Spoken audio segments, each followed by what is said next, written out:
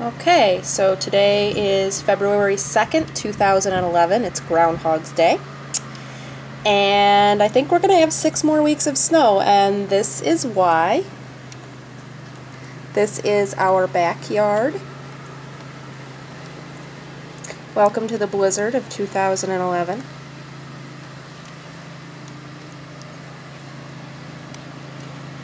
Lots and lots of snow.